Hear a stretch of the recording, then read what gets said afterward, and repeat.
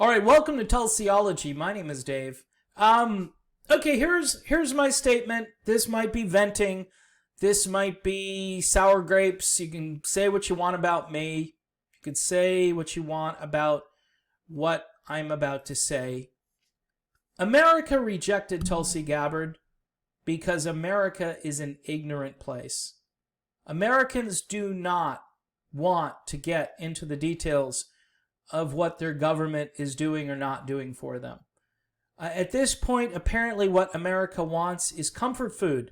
In other words, they want somebody to go up there and literally maybe be held up by his arms and, make speeches that are filled with platitudes, do some glad handling, call those leaders from all around the world and say, hey, we'll start sending you guys money again. Sorry about what Trump did. Sorry about how our country started to pivot away from being part of this globalist cabal, which, by the way, how well is that working out for us when it comes to fighting a pandemic? Not so well at all. I could do a separate video about that, but as the days unfurl, we find new information that has been kept from us regarding this situation. And it's worldwide tyranny, folks. It's worldwide tyranny. So for those of you who like Donald Trump, all right, and I got one foot over the fence and another foot back on the other side. I understand why Donald Trump unnerves people. I completely get that. But he's the closest thing we have to an outsider. So everybody is working full speed ahead. You could put the name George W. Bush on the ballot right now, and all the neoliberals would, okay, George W. Bush, he's a great choice. He's the guy who got us into an endless war which continues. And guess who's going to perpetuate that endless war? Joe Biden. Okay? Now you could say, well, Trump could have done more. Trump could have done more, but Trump, he's trying to not cooperate with the war machine, and the war machine pushes back. The difference is Joe Biden won't be giving any speeches telling the military-industrial complex that all it wants to do is go to war.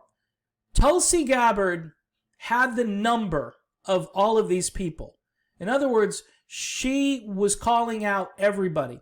Her campaign was based on this truth that America cannot continue to be an empire and be prosperous.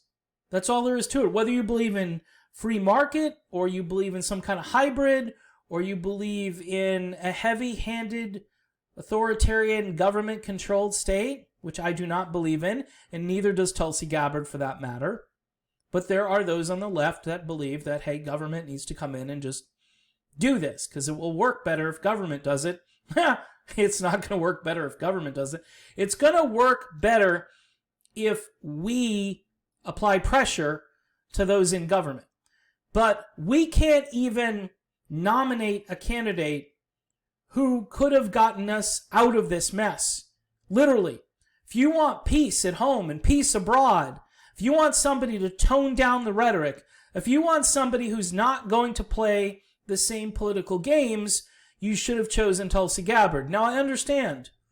Twitter, Facebook, YouTube, it's all coming unraveled right now where you can't even post a newspaper article about corruption. You can't do it.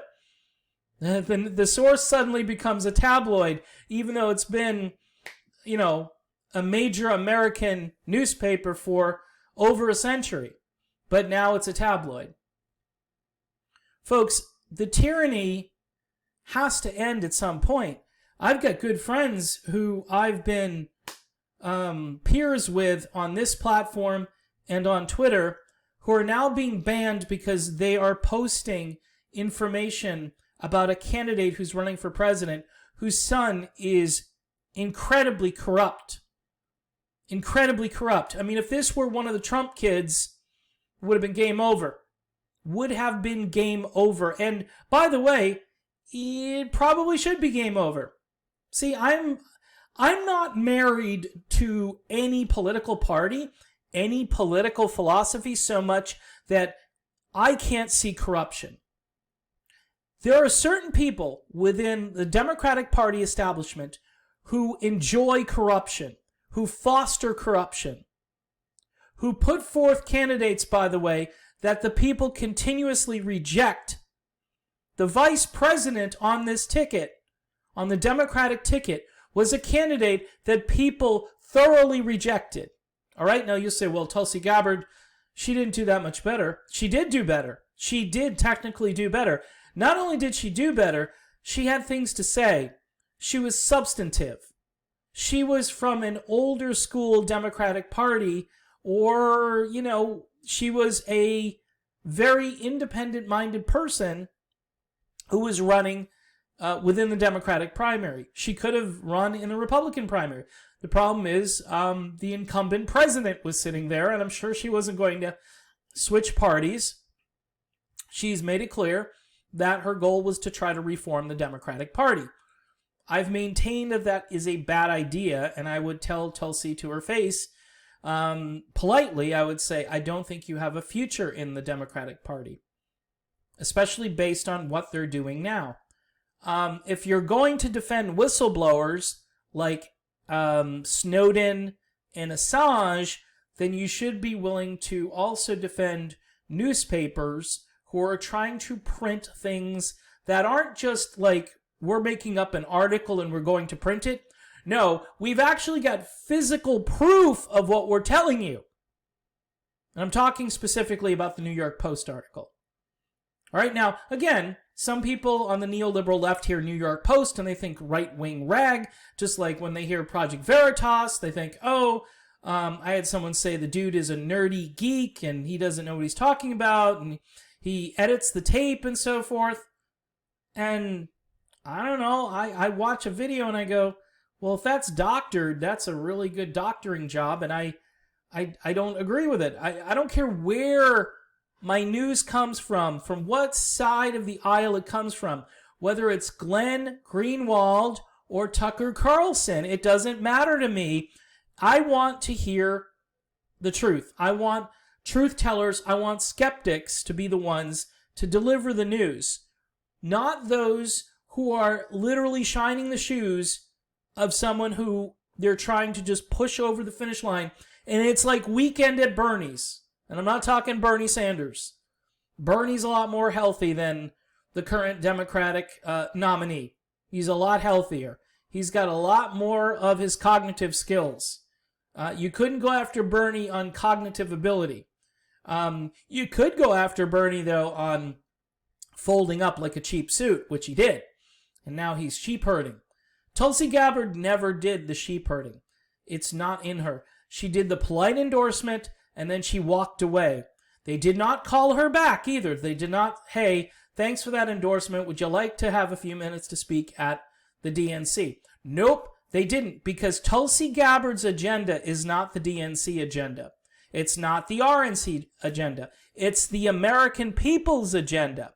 And more people should know who Tulsi Gabbard is. I walked down the street and I used to talk to people about Tulsi Gabbard, and they would say things like, oh, well, she seems like a nice person. What is she running for? I go, she's running for president. You don't know anything about Tulsi Gabbard, huh?